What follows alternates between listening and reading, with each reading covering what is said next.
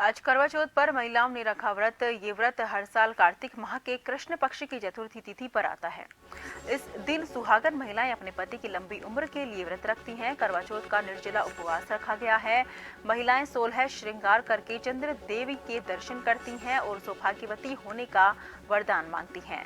इस बार का करवा चौथ बेहद खास रहने वाला है। करवा चौथ पर 100 साल बाद अद्भुत संयोग बुधादित्य योग, आदित्य योग, शिव योग, सर्वार्थ सिद्धि योग एक साथ बनने जा रहे हैं। करवा चौथ का पौराणिक महत्व है। ये तिथि भगवान गणेश से संबंध रखती है, इसलिए वैवाहिक जीवन के विध्वनाश के लिए इस व्रत को रखा जाता है। इस दिन मूलतः भगवान गणेश, गौरी और चंद्रमा की पूजा की जाती है। चंद्रमा को सामान्यतः आयु, सुख और शांति का कारक माना जाता है, इसलिए चंद्रमा की पूजा करके महिलाएं वैवाहिक जीवन में सुख, शांति और पति की लंबी आयु की कामना करती हैं।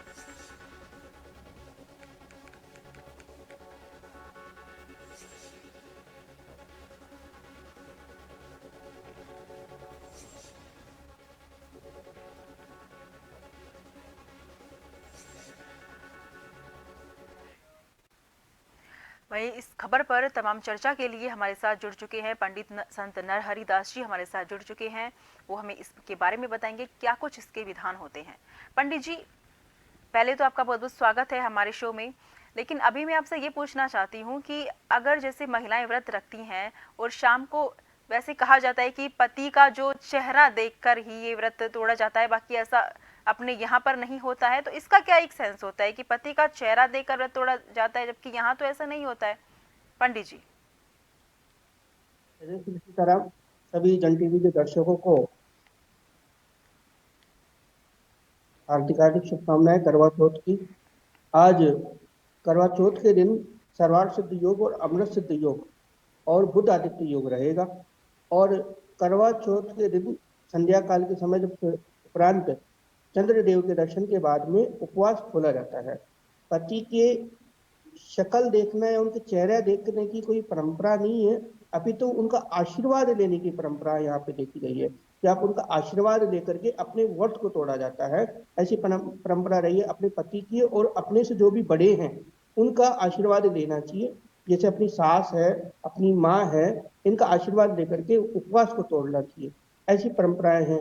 और आज रात्रि 8:28 पे हमारे यहाँ जयपुर में लगभग 8:28 पे चंद्र का दर्शन होगा।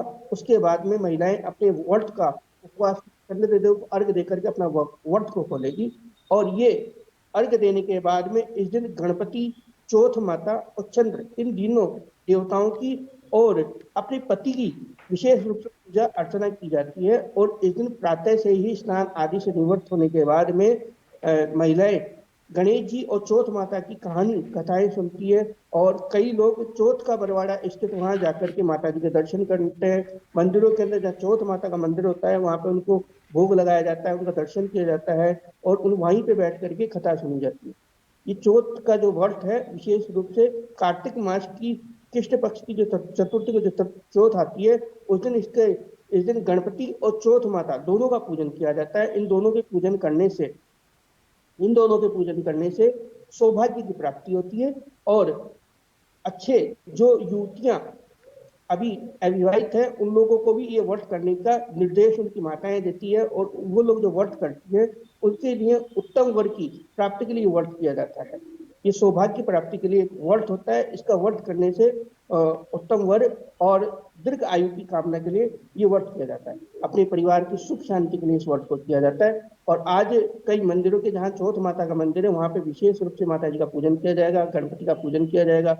क्योंकि सर्वप्रथम पूजन जो गणपति का होता है वो यहीं से आरंभ होता है कि गणेश जी के पूजन के बाद में चौथ माता का पूजन किया जाता है। चौथ माता गणेश जी को अपना पुत्र के समान मानती है, इसलिए उनको अपनी गोदी के अंदर बैठा के रखती है। ये चौथ माता का जो व्रत है साल में 4 बार मनाया जाता है।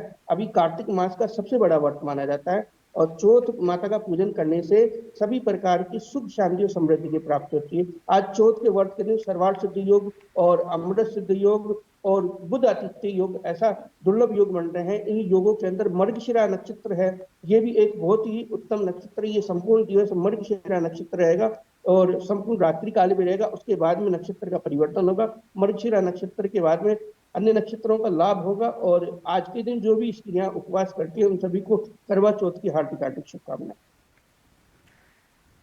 जी पंडित जी, एक सवाल मेरा और है कि भारत में जो महिलाएं हैं वो लगभग चाय से पूरा दिन अपना निकालती हैं, तो क्या व्रत वाले दिन चाय पी सकते हैं या फिर कुछ फल फ्रूट, कुछ महिलाएं फल फ्रूट भी नहीं खाती हैं, कुछ निर्जला व्रत भी रखा जाता है, कौन सी के मायने सबसे ज्यादा अच्छे होते हैं, क्या कुछ सबसे ज्यादा अच्छा होता है व्रत में पंडित जी? अगर देखो, शास्त्रों में बताया, अगर स्वास्थ्य अगर अनुकूल नहीं हो तो किसी न किसी प्रकार का चीजों का सेवन कर लेना चाहिए। अगर आपका स्वास्थ्य अनुकूल नहीं है तो आप चाय या फल आदि सेवन कर सकते हैं। अगर स्वास्थ्य अनुकूल है तो आप निर्जला रह करके भी उपवास कर सकते हैं। निर्जला रहने की एक परंपरा है, ये अभी कुछ समय से चली है। पहले निर्जला नहीं रहते थे और केवल एक समय का भोजन पाके और दिन में कुछ फलाहार वगैरह करते थे। अगर आपका स्वास्थ्य ठीक है तो आप कर सकते हैं। जी पंडित जी, कुंवारी कन्याएं भी ये व्रत रखती हैं, ये भी कहा जाता है कि भाई के लिए कुंवारी कन्याएं व्रत रख सकती हैं, तो इसके पीछे क्या मायने होते हैं? भाई के लिए भी क्या ये व्रत रखा जाता है पंडित जी? भाई की रक्षा के लिए भी इस व्रत का रखा जाता है और अपने वर की प्राप्ति के लिए भी इस व्रत को किया जाता है। इस व्रत को करने से उत्तम वर की प्राप्ति होती है, ऐसा मानना है। ऐसी मान्यताओं के अनुसार उत्तम वर की प्राप्ति के लिए करवा चौथ का व्रत किया जाता है। और इस 4 वर्ष की जो 4 चतुर्थियां होती है, इनका उपवास विशेष रूप से माना जाता है। उनके अंदर ये करवा चौथ, कार्तिक मास, कृष्ण पक्ष की चतुर्थी विशेष रूप से होती है। आचार्य जी, हमारे साथ जुड़ने के लिए, तमाम जानकारी हम तक पहुंचाने के लिए, विस्तार से जुड़ने के लिए बहुत